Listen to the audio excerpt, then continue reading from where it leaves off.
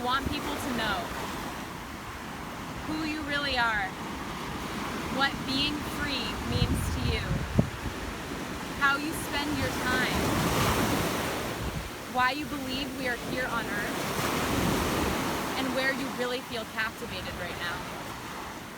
Yes, I want you to know who you really are. Of course I want you to know. I'm ready for you to see me. Because the way I see the world now is that all human beings have the same core essence. Call it a collective soul we all share. So in a way, you are me and I am you. How can I get people to notice this without sounding absurd? How can you? Live your truth and don't be afraid to show people the joy it brings you. Because if you act true to yourself, speak your mind in a heartfelt manner and non-judgmental way, and have some courage to really be seen, then it just might work. I mean, what have you learned lately?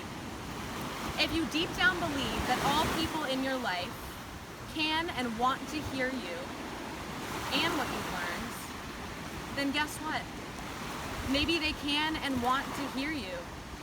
And once they hear you and feel you, maybe your dreams will manifest. For me, this is a dream of a worldwide shift towards inner and outer peace.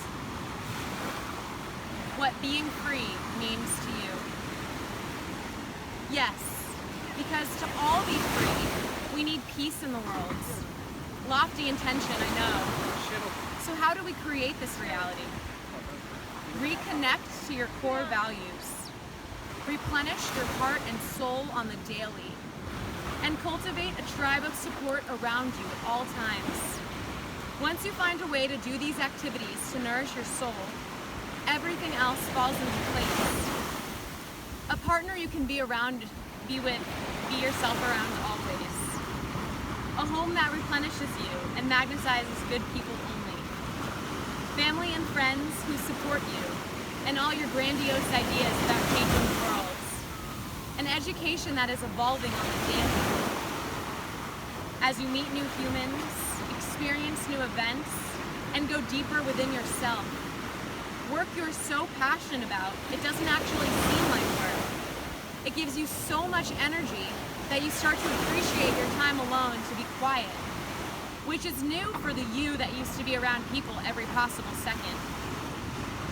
Time one-on-one with yourself is our time as humans to replenish and recharge. I mean, why on earth do we think it's okay that it's primarily the opposite for people? AKA, work is so draining that you need to busy yourself the entire time you are off duty with activities that numb your mind. Partying, scrolling Instagram, watching hours of sports, instead of just friending your mind and asking it what freedom would look like, and listen to what it has to say to you. Maybe kinder, less chaotic thoughts about yourself and the people around you, and to rest once in a while. Did you know that most people can't turn their minds off? How exhausting. No wonder your mind acts mad at you. It's tired of the chaos and potentially the negativity and needs a break. So I bet you and your mind could partner up and agree that peace is needed. Yes, for me, inner peace is following one thought for long periods of time. For me, this is my meditation. For me, freedom is a peaceful inner and therefore outer worlds. So I have started moving towards a more peaceful inner world. And this peace has brought me an outer world of so much luck, deeply kind humans who see my potential and want to co-create a new world everywhere I go. And an underlying feeling that it's all going to be all right. An underlying feeling of peace. So yes, I have befriended my mind, or as the yogis call it, the ego. You know why? Egos keep you grounded here on Earth, and I love my time here on Earth. And the yogis told me that to exist here, I need to maintain at least a thread of ego. So I decided to befriend my mind by showing it empathy, and by applying that same empathy to it that I apply to other humans. I began to understand. to understand that all it was looking for was some reprieve from the constant busyness, and that it also wants peace. So we started doing the work. I created space in my life for unplanned time and an unknown future, and worked hard to find peace.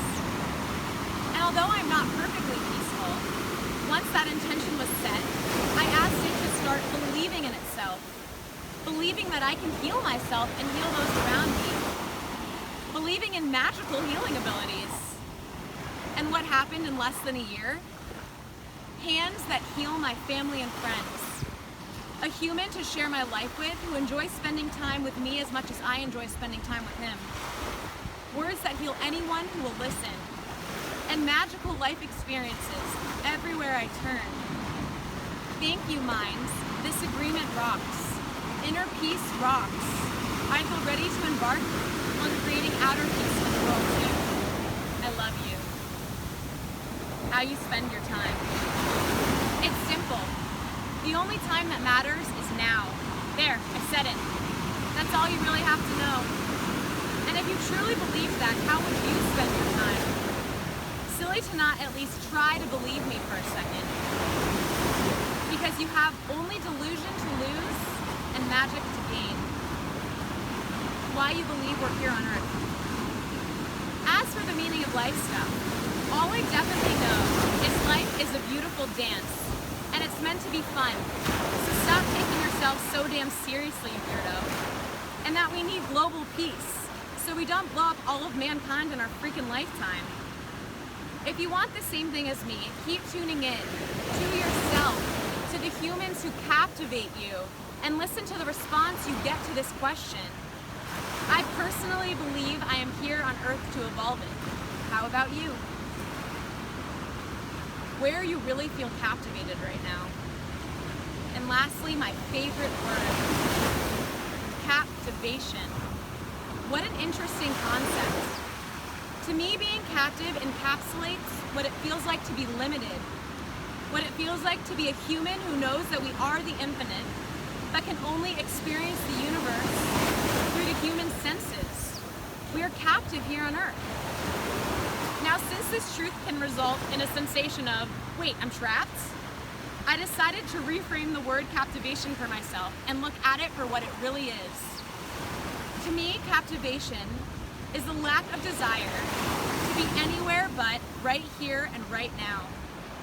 To be present and pray that nothing disturbs this flow, so you can keep feeling like you know and understand too. So how about it? Let's set the collective intention.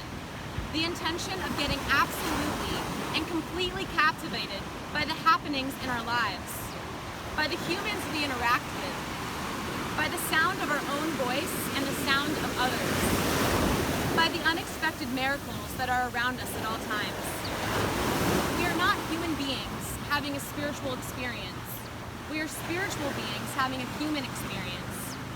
With this knowledge, we must act in accordance of all beings everywhere. And to be fruitful in that quest, we must set the intention to be absolutely and utterly captivated by our lives, experiencing never-ending peace, freedom, love here on Earth. And if all you are certain of in this particular captivation, what you're hearing from me right now, is that you are listening to my words, right here, right now, then just remember that's all I'm really certain of too. That I'm here on Earth, right now, captivated by this moment and these words and tuning in. There never really had to be a separation of who we are on the inside and what we experience on the outside. I can't wait for my people, all people, to really hear this truth and see that evolution awaits. So think of these words as you talking to yourself right now, almost as if your mind is taking an external form to try to speak some sense into you, a sixth sense of knowing it too.